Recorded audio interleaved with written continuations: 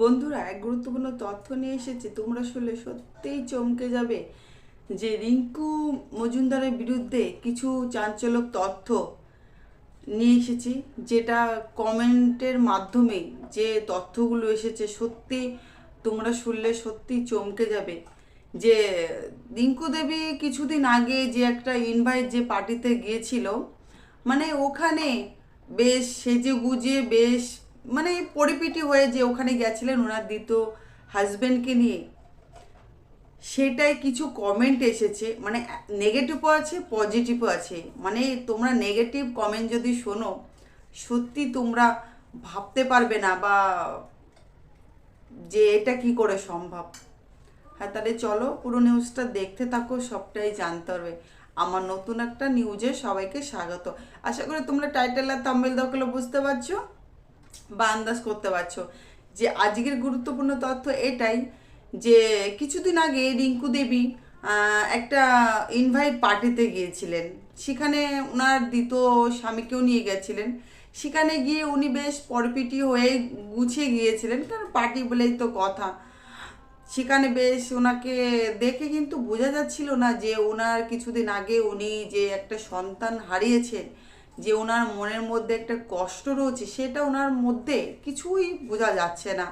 মানে সেটা আমার কথা না, এটা সেই নেগেটিভ কমেন্টের কথা। আবার বেশ সালোয়ার কামিজ পরে সেখানে উনি গিয়েছিলেন।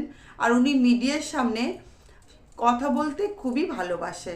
ওনার চুলগুলো দেখে মনে হচ্ছিল উনি খুব স্ট্রেট করেছে বা পার্লারে টার্লারে উনি যায়, মানে নিজের যত্ন উনি খুবই করেন, বেশ ভালোবাসেন নিজেকে।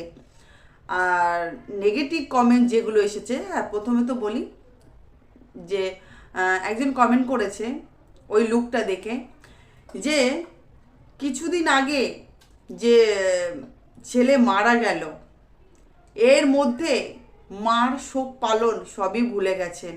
মানে মা কতটা সেজে গুজে উঠেছে, এটা কি মা নাকি অন্য কিছু, মানে দেখে বোঝাই যাচ্ছে না যে এনার সন্তান হারা একটা মা। মানে মনের মধ্যে কোনো শোক বা শান্তি কিছু নেই। এটা আমার কথা না, এটা কমেন্ট করেছে। আরও একজন করেছে যে ইনি মা নামের কলঙ্ক। আবার বলছে যে যদি সত্যি মাই হতো, তাহলে সব কিছু জানা সত্ত্বেও কি করে জামাই ষষ্ঠী পালন করতে গেলেন তার দ্বিতীয় স্বামীকে নিয়ে তিনি মামা বাড়িতে। মানে এমনভাবে সেজেগুজে তিনি মামা বাড়িতে গিয়েছিলেন, মানে ষষ্ঠী পালন করতে। ওনাকে দেখে সত্যিই মনে হচ্ছিল না যে উনি একটা সন্তানারা মা। মানে ওনার যে সন্তান হারিয়ে গেছে, ওনাকে দেখে কোনোভাবে সেটা বোঝা যাচ্ছিল না। সেটা মিডিয়ার সামনে কিন্তু আমরা দেখেছি রিঙ্কু দেবীকে। ও আবার কিছু মানুষ কমেন্ট করেছে যে সেজেগুজেই তো ভালোই পার্লারও যাওয়া হচ্ছে, চুল স্ট্রেট করা হয়েছে। মানে এটা কি সত্যি অভিনয়? ছেলেকে হারিয়ে কি সত্যি খুশি, নাকি নাকি নাটক করছে? পুরোটাই নাটক। এটা তো মা নামের কলঙ্ক। মানে এই কথাগুলো সত্যি বলছে। আবার কেউ পজিটিভ বলেছে যে আমি রিঙ্কু দেবীকে খুব সাপোর্ট করতাম, উনি বিয়ে করেছিলেন বলে আমার খুব ভালো লেগেছিল যে যাক, এই বয়সে এসেও এত কষ্ট করেছে, ঝড়ঝাপটা সামলিয়ে সন্তানকে বড় করে বিয়ে করেছে, খুব খুশি হয়েছিলাম। কিন্তু পরে আবার একটু অখুশি হলাম যে সন্তানটা চলে গেল শুধু মায়ের জন্য কষ্ট পেয়ে। আবার কিছু মানুষ বলছে কমেন্টে যে সন্তান হারিয়ে ফেলেছে বলেই তো তার শোক দুঃখ সেটা সারা জীবনকেও রেখে দেওয়া যায় না। কারণ সন্তান হারিয়েছে বলে কি সেই শোকটা কি সারা জীবন কি ধরে রাখবে? না। যে যাবার সে তো চলে যাবেই, তাকে তো কেউ ধরে রাখতে পারবে না। তার জন্য মায়ের শখ আহ্লাদ সবই কি বিসর্জন দেবে সে? যদি সন্তান না হারাতো, তাহলে তো সবাই বলতেন যে না, ভালো করেছে, খুব ভালো করেছে। আর একটা নেগেটিভ, এনাকে রিঙ্কু দেবী কেন বলছেন উনি দেবী হওয়ার যোগ্য? উনি মা নামের কলঙ্ক। উনি সমস্তটা জানেন। যেদিন মাদার ডেস পালন করলো সেদিন কিন্তু উনি সন্তানকে দেখে বুঝতে পেরেছিল যে আমার ছেলে খুবই অসুস্থ। তখন ছেলেকে কেন ট্রিটমেন্ট করেনি? জানা সত্ত্বেও নাকি ওনার শ্বশুরবাড়িটাই বেশি ইম্পর্টেন্ট ছিল, হয়তো তাই ছিল। সেই জন্য ছেলেকে কোনো দায়িত্ব বা গুরু দায়িত্ব পালন করেনি। মানে এই যে কমেন্টগুলো লোকে করছে, আরও বাজে বাজে কমেন্ট আছে, সেটা আমি চাইছি না তুলে ধরতে। মানে ওইগুলো আমারই পড়তে একটু রুচিতে বাড়ছে। মানে বলবোটা কি ভাষায়, ওই জন্য আমি সেটা বলতে পারলাম না। মানে যেটা বলা যায় সেটাই শুধু তোমাদের সামনে বললাম। আবার কিছু মানুষ বলছে যে ভেবেছিলাম খুব ভদ্র মহিলা, কিন্তু এতটা অভদ্র সেটা কখনোই জানতাম না।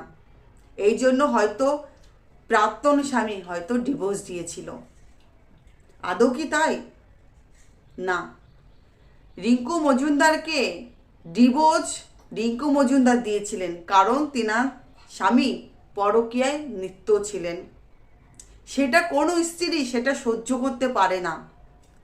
তার স্ত্রী জীবিত কালে তার স্বামী পরকীয়া করবে, কোনো স্ত্রী সেটা সহ্য করতে পারে না। সেই জন্য সেই ছোট্ট শিশুটাকে নিয়ে কিন্তু সেই বাড়িটাকে ত্যাগ করেছিল। সে কিন্তু কখনোই চায়নি যে সে বিয়ে করবে, শুধু ছেলের আবদারে শুধু বিয়ে করেছিল। আরেকটা কমেন্ট, একজন কমেন্ট করেছে যে ছেলের যখন 27 বছর বয়স, সেখানে তো ছেলেকে বিয়েটা ওনার দেওয়া উচিত ছিল, এখানে তো ওনার বিয়ে করা উচিত হয়নি। বুড়ো বয়সে ভীমরতি হয়েছে। কত নাটক দেখবো, সোশ্যাল মিডিয়ায় আসলে কত নাটক দেখতে পাই। এরা আবার নেতা হয়েছে। মানে এই কমেন্টগুলো সত্যি মানুষে কেন করে? দেখো, সন্তান তো চলে গেছে, সেটা কখনোই কোনো মা চায় না যে আমার কোলটা খালি হয়ে চলে যাক সন্তান। সেটা রিঙ্কু দেবীও চায়নি। তার সন্তান চলে গেছে, সেটা তার কপালের দোষ। মানে চলে গেলে কি করবে? এর জন্য তো তার দ্বিতীয় স্বামীর কোনো দোষ না, এবং এই যে প্রাক্তন স্বামীরই বেশিরভাগ দোষ। ও আরেকটা কমেন্ট, এটা নেগেটিভই, খুবই নেগেটিভ। একজন বলেছেন যে দিলীপ ঘোষ বলেছিলেন যে আমি বিয়েটা শুধু করেছি আমার মায়ের জন্য, মানে আমার মাকে দেখবে সেই জন্য আমি বিয়েটা করেছিলাম, আমার জন্য করিনি।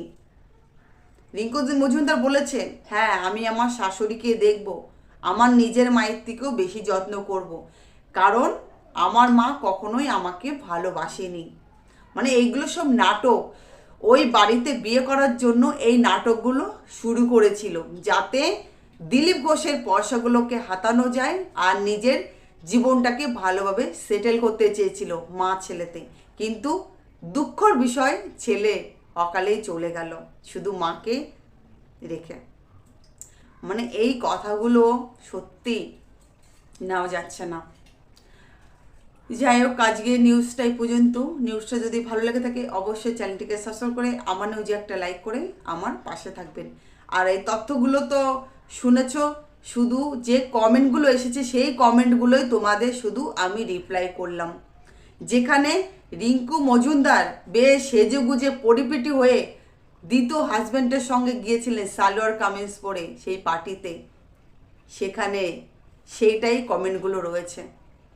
আরও বিভিন্ন সে কমেন্টগুলো এনেই কিন্তু এটা যোগ করে কিন্তু তোমাদের সামনে তুলে ধরেছি।